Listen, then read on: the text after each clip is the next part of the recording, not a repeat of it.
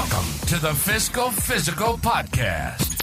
Join us each week as we sit down with the founder of Alchemy Wealth Management and author of Your Fiscal Physical, Ryan Nelson. Tune in to gain valuable insights and practical tips as we simplify complex financial concepts into digestible lessons. From budgeting to retirement planning, this podcast is your go-to resource for mastering financial literacy.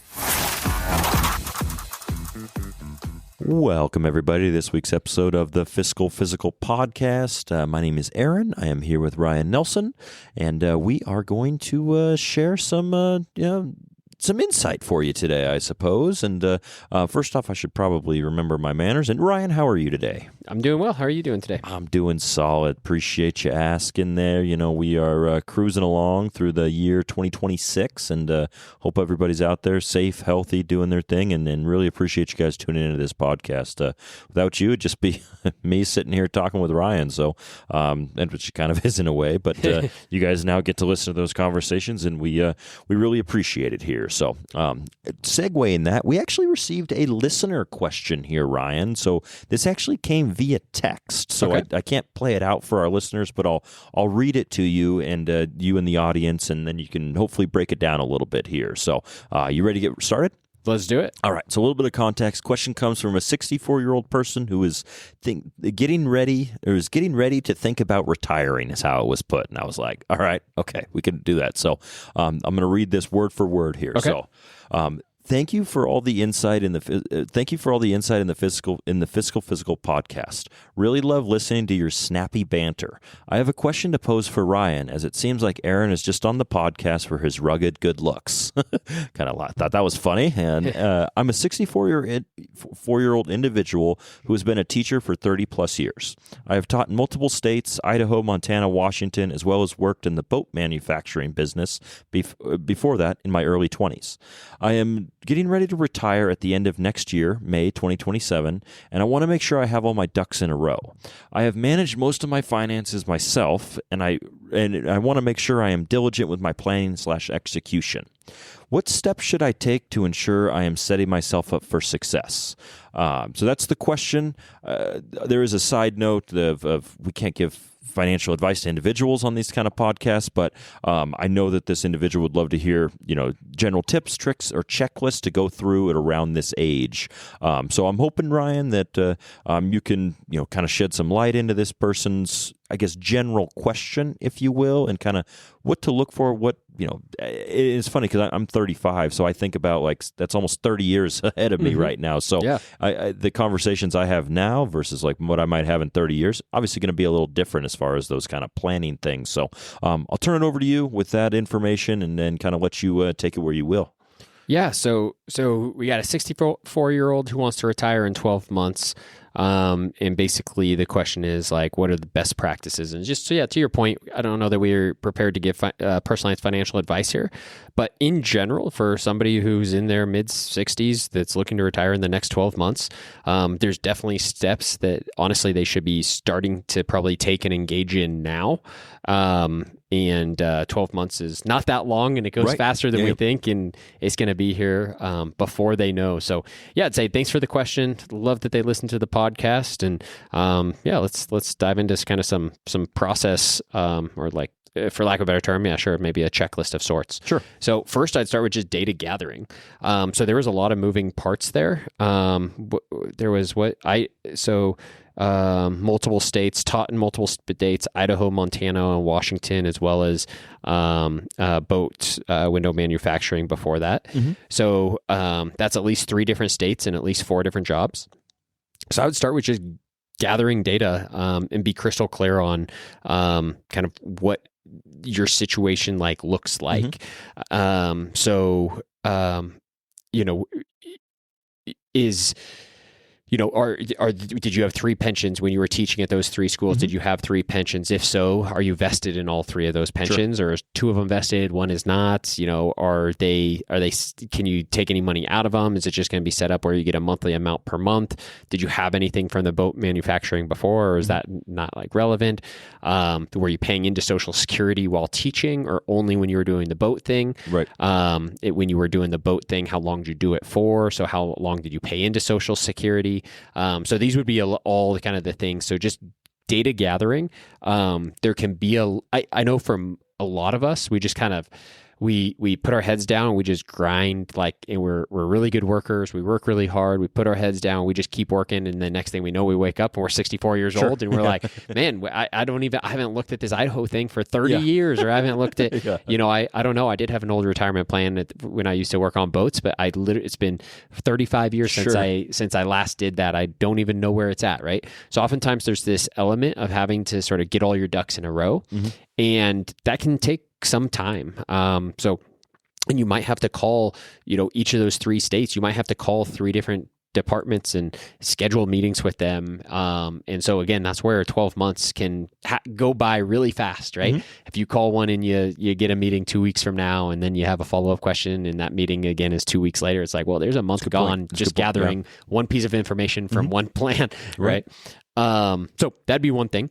The other thing, also sort of I don't know if data gathering, we'll keep it in data gathering, but it would be get really clear about your goals. So, in 12 months when we retire, what does retiring mean? When you retire in May of 2027, are you never making a penny again, or is retiring to you working part-time?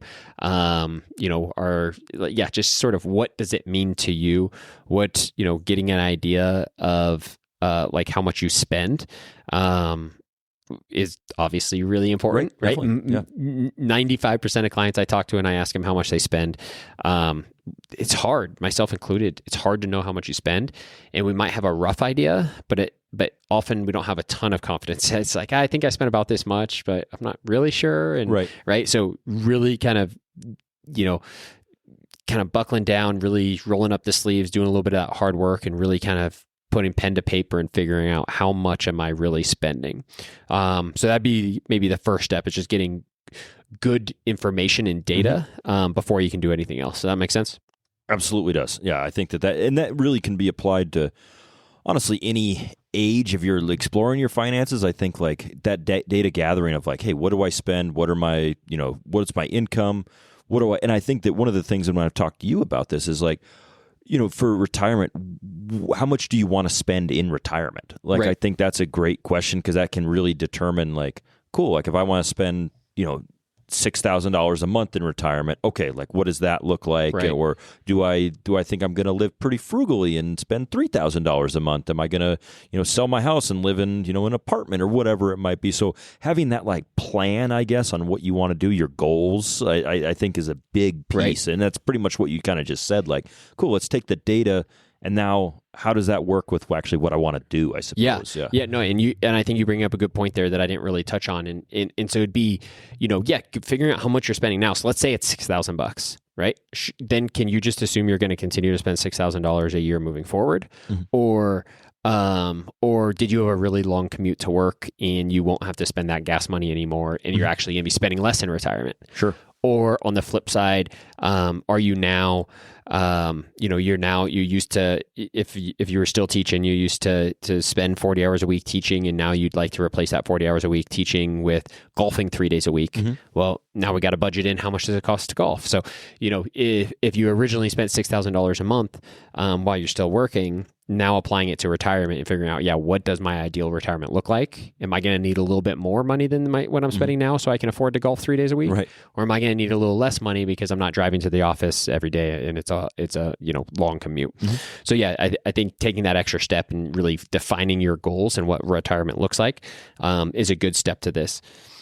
And then as you're working through that, there'd be some things to be thinking about. So one of the things that most people underestimate is healthcare costs. So prioritizing, there's some things that maybe, you don't have the expense today, But you will, at some point in your life, probably, statistically speaking, healthcare costs go up as you age. Absolutely. Right. So those are the things you'd want to start thinking about. And, these are the things that can be, we just keep rattling off more and more things, and we've only just begun. Right. Yeah. So like this can feel a little overwhelming, and this transitioning into retirement for most people is a very, very, it's a terrifying time, right? Like it's a really big decision and a scary decision. And so I don't want to like pile on all these things and make it like feel even scarier or more daunting. But if you're able to do these things over the next 12 months, it does take some work to do them, but then you can actually transition into that retirement more confident and with less anxiety. So these are the types of things that, on the front end, you might be like, oh man, this is overwhelming. This is a lot of stuff I need to do. And the reality is, it might be a lot of stuff you need to do. But as you start kind of knocking these tasks off one by one, so like it will slowly alleviate the anxiety and make you more confident in this decision to retire. The other thing is like these are things you can outsource, right? You could outsource to a company like mine, and there's thousands of other amazing financial planners across the country. And so as we're going through this stuff, if you're like, this is a lot of stuff we need to be evaluating, and maybe I don't have all the tools to do everything, just know that this is something you can outsource as well. So something to think about there. Definitely. No, that's a good piece of like, I think there's two schools of thought with that, and maybe they kind of go together. Is like we've mentioned it, and I think it's really funny. I think you said like, how do you eat an elephant, like one bite at a time? Like just to be like, okay, cool. This week I am going to figure out what my Social Security is, like by going to it's like SSA.gov. Like, cool, awesome. I'm gonna go check this out, see what it is. Great, I got that. I'm gonna verse myself in that. Next week I'm gonna call the state of Washington to see like, okay, cool. Is that pension vested? Do I have it? How does that kind of work? Like, and if you, kind of set it up, because if you think about like for myself, if I think about doing one task a week, that really doesn't add too much onto my plate. But if I get down to the wire, I'm like, holy smokes, I got 30 things to do this week. Right. Then I like start losing what little hair I have left kind of piece of it. Like, so it is like making sure you kind of break it down and can kind of get that plan of, all right, I got 12 months, I got 15 months, whatever it is, like let's make sure that's done. Or like you mentioned, like outsourcing that assistance when needed. Like is that with your CPA? Is that with your financial advisor? Like what does that look like for you? Are you handling that all on your own? Like figuring out like where you can, and I'm a big efficiency guy, like how can I make this more efficient and ensure it's done right? Because it's not my area of expertise for myself specifically. So, but if you can find somebody that you trust and and knows this industry, like it can kind of make things a lot easier. I would assume when it comes to that. So, so little column A, little column B with those kind of different, I guess, ways to look at it. Yep. So perfect. So I'd gather all this information, right? Learn more about your past retirement plans, whether that's 401ks, 403bs, 457s, pensions, right? Kind of gather all that information, gather information about what your goals are, look into Social Security, right? So just kind of gather all of your information to have it in one place. I'd say that's kind of the first step is getting good information. The next step is I would build like an income plan. So think of this as I call it like an income map. So you'd be able to see where each dollar in retirement is supposed to come from. So if we said, hey, I need $6,000 a month, well, where is that coming from? Am I getting $1,000 from Social Security, $2,000 from my pension? Am I taking the rest from a brokerage account, from IRAs, from savings accounts, right? So just start to break out, where am I taking this money from? So how am I generating income, right? We're used to getting a paycheck, and that's what we've lived on. Now, when you transition into retirement, you effectively have to create your own retirement paycheck. So start to build out, where is this money coming in from? Where am I going to be receiving it? Whether that's pension, Social Security, investment withdrawals, savings, right? Part-time work. Sure. So again, we mentioned kind of getting more definitive on that as well. So I definitely want to know build out this income map. Dive more into the Social Security. So we mentioned that you can go to ssa.gov, create a username and password, and then you can download your Social Security statement. You can even call the Social Security Administration office and just, again, confirm things, make sure you're on the right track and you're understanding this. And you'd want to be evaluating when you should take Social Security. Big piece. Yeah, so big you piece. could, for sure. you could take it when you retire. Technically, you could take it before you retire. You could take it when you retire. You could continue to delay it up to age 70, and you're going to get different amounts for Social Security. And when you log into SSA.gov, you can see exactly how much you're expected to get at these different ages. So then that helps you build out your income plan. You can see, oh, okay, if I wait until this age, I'll get this much money, and so you can start building out your investment or your income plan. Yeah, and like I said, you mentioned that, and like the idea of like maybe for someone who's older, maybe not super well versed with technology, it's really they do make it pretty user friendly. Yeah. I went on and like created actually after one of the podcast episodes, I was like, oh, I'm gonna go check this out or whatever, and it is really neat. You can put like okay, if I retire I start taking Social Security at 63 and then compare it to 68. Like it's really quite easy to do as well. And it really kind of gives you that, at least for myself, I mean, we're talking 30 plus years out at this point here. But for somebody who's like, it's next year, it's like, oh, you probably have a relatively good idea of what that's going to look like too. Yep. So really, really encourage people just to go check it out, just to get familiar with it, because it was a really cool tool that I honestly didn't know existed until we did this podcast. I was like, oh, I can just go and actually see all this information and such too. So kind of cool. Yep. And then maybe I'll run through these next ones a little faster in the interest of time. But so I'd look at my investments. So on the investment side, I'd take a look at all my accounts, kind of stop looking at them as like individual accounts and start looking at it holistically and see how much is my total stock exposure, how much is my total bond exposure, how much do I total have in cash reserves, etc. So you can start to get an idea of how you're invested holistically. I'd also be taking a look and seeing, did I end up maybe I have more exposure in one or two companies than is ideal for me. So this happens a lot if you work for a company and they give you stock. It also happens a lot naturally by the time you're transitioning into retirement. Maybe you started invest. Maybe you invested in 10 companies 35 years ago. Well, one of them might have gone bankrupt. Maybe 8 of them did nothing much, and one of them exploded. Well, now all of a sudden you look at your investment portfolio and you're like, man, I did have a diversified portfolio one time, but now this one company just took off and exploded. Now they represent 90% of my investment net worth, right? That happens all the time. It's a great problem to have, but are you prepared to go into, you're taking more risk. Are you prepared to transition into retirement taking that extra risk? So just analyzing your investments as a whole, making sure they look good and are aligned with your risk tolerance.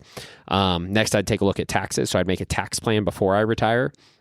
I'd want to start figuring out like how much I'm going to be able to keep after taxes. So once you have your income plan built out, you can see where this money's coming from. You can see how each of those different buckets is taxed, and you can start to figure out how much you're going to be taxed. So, one of the things I always kind of joke about with clients is if you own a home, if you go buy, let's make our math really easy. If you go buy a $1 million house and you get a $500,000 loan on it, what's your net worth on that? 500,000. 500,000, right? So we have a $1 million asset, but we owe the bank 500,000, so we're left with 500,000. Our net worth is 500,000. What's interesting though is most retirees who have $1 million traditional IRA, they look at it and they say, hey, I have $1 million net worth, which is true. That is how we define net worth. But the reality is we know that traditional IRA needs to be taxed. So if you own a $1 million house and you still have to give the bank 500,000, we think about it as owning 500,000. But for some reason, when we have $1 million in our traditional IRA and we know we owe the government, let's say $200,000, we still say, oh, we still have $1 million. But it's like, well, do you have $1 million? We know you owe a piece of that to the government, right? And if you're not going through these like income planning to figure out where you're going to be taking your money from, and then this tax planning to figure out how much of it's going to be taxed, you may say, well, I have $1 million. I'm going to take out $100,000 a year from my traditional IRA. Then you start doing it and you realize, oh, wait, but now I owe taxes on this. Oh, I don't have enough money left over for the lifestyle I thought, right? So just build out that tax plan, spend some time doing this. And again, you can start to see why, 12 months out, it's a long time in one sense. That I'm sure we want to retire sooner than the 12 months. In the other sense, it's like, wow, we got a lot of stuff we got to get figured out, right? And again, this can be a little overwhelming, I know. There are tools out there. Again, like I get this is what we do for our clients, but it's like there's tools out there where you can outsource this, whether it's to a company or find an online tool yourself. Just make sure you're using the tool correctly. But some other things I'd say, again, I swear I'll try to go more rapid fire, but like healthcare, Again, like I said, most people underestimate healthcare, so you should do some healthcare planning around Medicare. There's something called IRMAA, income-related Medicare adjustment amount. So Medicare service basically is the same for everybody. Not everybody pays the same for Medicare. It depends on what your taxable income is. So you need to know, once you do that income planning and then your tax planning, you can know what your taxable income is going to be. You can know what your IRMAA surcharges is going to be. That's going to circle back and tell you how much you're going to have to pay for Medicare, which flows back into how much you're going to need to live on, right? So it's sort of this iterative process. You want to do some insurance. So I'd be reviewing every insurance policy. Sure. I'd sit down with your insurance. Something I think that kind of gets missed sometimes is like the piece of like the insurance, like you mentioned, like your house or your car, and like these things that you're like, oh wait, like these are things that are going to continue to be expenses. Right. Yeah. And then as you're going through this, it makes sense to go through like your estate plan. If you have a trust or a will, have it reviewed. If you have your powers of attorney, have them updated. If you don't have the stuff, maybe that's a good time to set up your powers of attorney, things like that. I would take a look at my emergency savings, make sure I have enough retirement, like enough cash in reserve, that, if the market was to crash 20% next month, can I continue to make rational decisions, right? Do I have enough money to continue to live on in cash that I can continue to make rational decisions with the rest of my money? Smart. So make sure your emergency savings is up to snuff. I would, then I'd continue to track and monitor. So, this stuff, with most of this stuff, it's not like a one and done thing. So you might spend a lot of time over the next 12 months setting this all up, but think about creating a system that you can track over time. Right. Right. So tax laws aren't going to remain the same. So I find a lot of clients think of retirement as the end goal. I almost think of it as the beginning. So as this client transitions into retirement in the next 12 months, cool, they might do all this work over the next 12 months, prepare themselves for retirement, and then retire. Well, it's like, well, we still need all this money to last them for the next 30 years, 35 years, maybe 40 years if they're lucky, right? And so it's like, how are you going to continue to monitor and track this over time? So if you're putting all this work in on the front end, think about creating a system or a structure in which you can, continue to manage and monitor this on an ongoing basis. So you don't have to like start from scratch every year, right? Yeah. So creating some sort of traction, whether that's an Excel or like some sort of tracking mechanism, whether that's like an Excel spreadsheet or, again, planning software, or hiring a financial advisor, have some way of being able to keep up with this stuff. And then we've been alluding to this throughout the whole time, and it's awesome that they're already reaching out. But I'd say this is not something you want to wait until the last month and then say, like, okay, am I ready? Like, as you can see, there's a lot more that goes into this, and there's a lot of information gathering, and then, there's this iterative process. So, this is something that it's usually, or should be in an ideal world, like a 1 to 2 year process of preparing for and transitioning into retirement. So, I'd say the time to start is now. Sure. Don't kind of put it off any further. So what I'd say, kind of in summary, if I had to kind of boil this down, I'd say know your spending, verify like your pensions, map out your income, review your investments, plan for your taxes, solve what your healthcare expenses will be, update any estate documents, build enough cash reserves, make sure your emergency savings is large enough, and all of those things together, that would create a pretty decent little checklist to put you certainly if you go through all these steps, you'll be in a better spot than you were before. Right, definitely. Is this completely comprehensive? Not necessarily, right? And there could be things unique to each individual circumstance that I wouldn't even think to bring up here without them informing me of that. Absolutely. But if you went at least through these steps, you'd be in a pretty good spot. Yeah, no, I think that's a super. It's funny you mentioned these things, and like we mentioned, like, oh, it can be daunting to think about, because like people are like, oh, I'm just going to retire, and I'm like, before, like, maybe when I was younger, I didn't really, I was like, oh yeah, you just retire, just stop working. Right. Yeah. I just have my savings and I'm just going to use that or whatever. But it's like, oh no, like there's so many different things that you have to consider. Absolutely. I think like the healthcare piece of it is a huge one that I didn't really even think about. I was like, oh my gosh, like that is true. Like if I, fall and break my hip, for example, like what does that look like? What's the coverage? What do I have? Like how much do I have to pay out of pocket? These different things of just preparing for the unknown as best you can. Right. And like also knowing that, like, hey, this should be, if you're retiring, hopefully it's on happy terms. Hopefully this is like you mentioned, I thought it was super well said. It's the beginning of something else. It's almost like the beginning of like your third life, right? Or your last part of your life there. So it should be hopefully as stress-free as possible. And if you use that careful planning and follow a checklist or meet with a financial advisor to determine what the best way to do it for you is, hopefully it can be as stress-free as possible, and you can really just, for lack of a better term, right into the sunset. Yeah, exactly. This is like one of the most stressful decisions most people make, but with preparation, it can be an exciting, stress-free step of your life. Yep. But unfortunately, I do think a lot of people enter it unprepared. So it's just this almost. It's just these moments of anxiety, and like instead of it being this awesome stress-free, like how we all picture, retirement gallivanting, it's instead this very stressful, like I don't know how much money I can spend. I feel guilty if I go on a trip. I feel guilty because I didn't know if I had enough. Right. And then if I don't go on the trip, well, did I have the money and I'm just living like a pauper for no reason? Sure. So definitely something to be thinking about. And I would preface this by saying this would be the very, very basics. Like this would be no advanced planning. Right. Really what you'd want to be doing is figuring out like, how much money do you have in each of these different types of accounts? Can you do things like Roth conversions? But then if you do a Roth conversion like that, maybe you have one decision on when you want to take Social Security, but as you start doing Roth conversions, it might affect when you actually want to take Social Security, because doing Roth conversions creates taxable income for you. Right.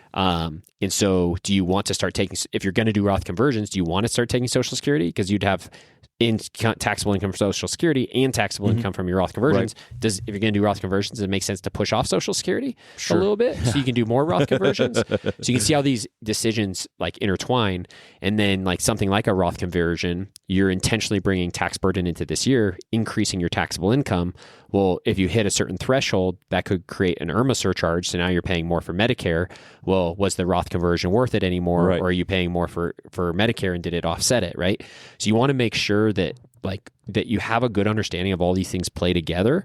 Too often I'll see a plan where somebody has like found something online and they're like, oh, I watched a YouTube video on Roth conversions, so I did a big Roth conversion. But unfortunately, they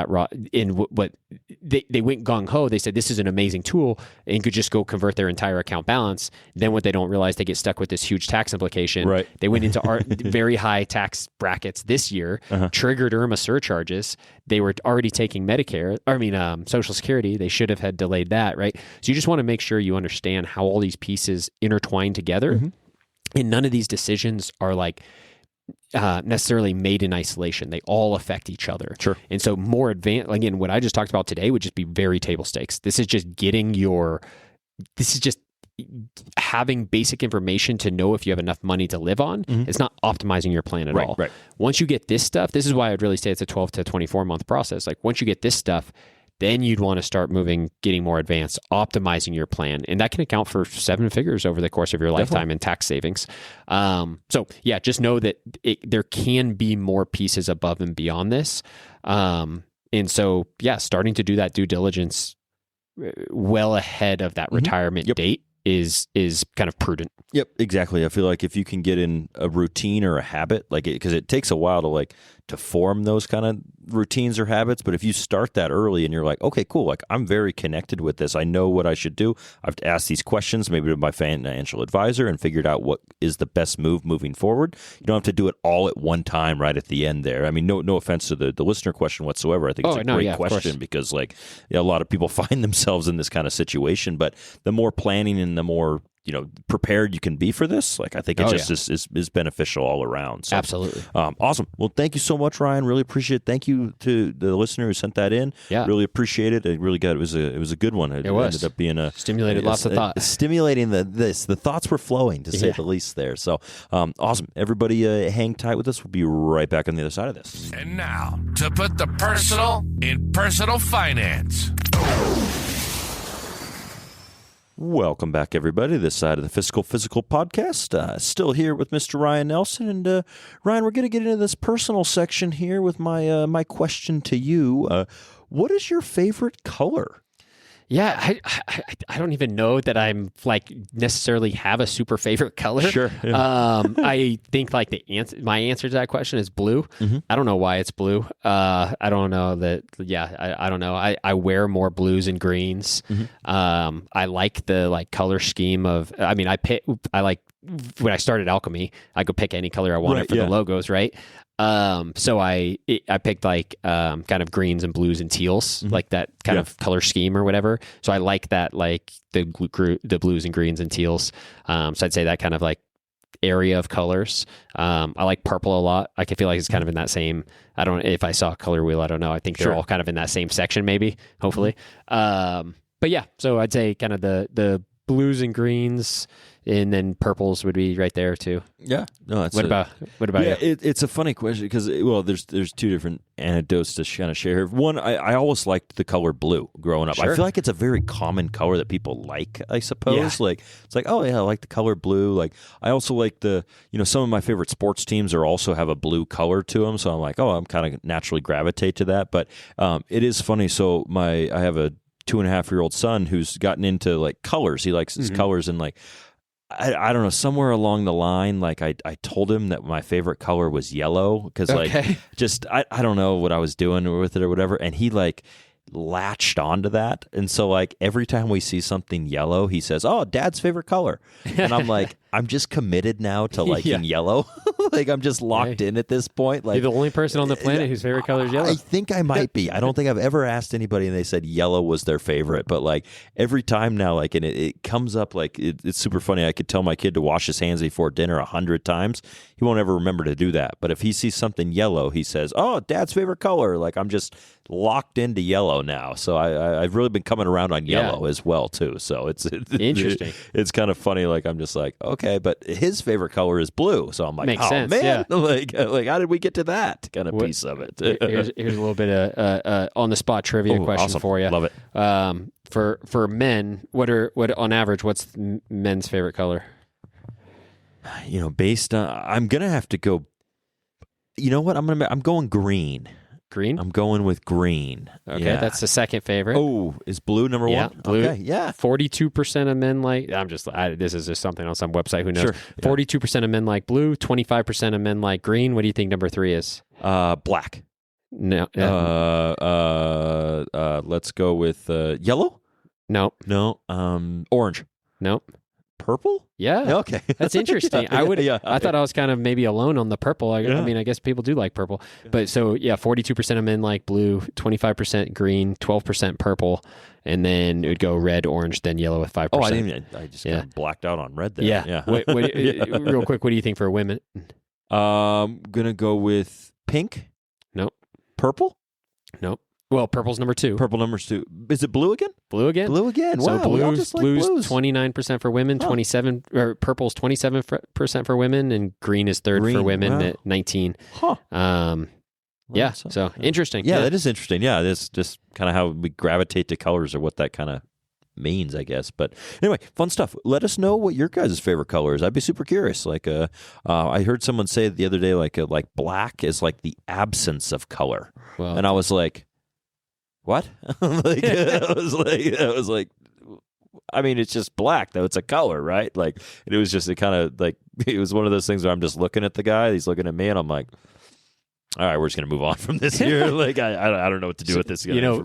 So black absorbs all the colors, right? Yeah, that was like but there's two different ways to look at it. Some people say that black is every color. Some say color or the absence of color. And I was like, I just look at it as a color. Like, I look at somebody, you say, what color is that? And like, he would say black. And we're like, nope, there's no color at all in that. I'm like, all right. But anyway, fun stuff. But awesome. Thanks everyone for tuning in, listening. Really appreciate it. Please like, subscribe, download, set your watches to when this podcast drops on every Tuesday morning. And I'll turn it over to you, Ryan, to play us out today. As always, stay the course. Thank you for joining us for the Fiscal Physical Podcast. Until next time, happy listening. And as always, stay the course. If you have a question or topic suggestions, please email us at podcast@alchemywealth.com. If you enjoyed today's discussion, subscribe to the podcast to ensure you never miss an episode. And consider leaving us a rating and review on your favorite platform. This helps other listeners like you Find the show. For more resources, you can visit Alchemy Wealth Management's website at www.alchemywealth.com or find your Fiscal Physical, the book, on Amazon. We'd be remiss if we didn't mention that personal finance is just that, personal. Please don't take anything we say as advice. The preceding content is for informational and entertainment purposes only. It's not an offer or a solicitation, nor should it be construed or relied upon for tax, legal, or investment advice. It doesn't consider your personal financial situation or objectives and may not be suitable for you.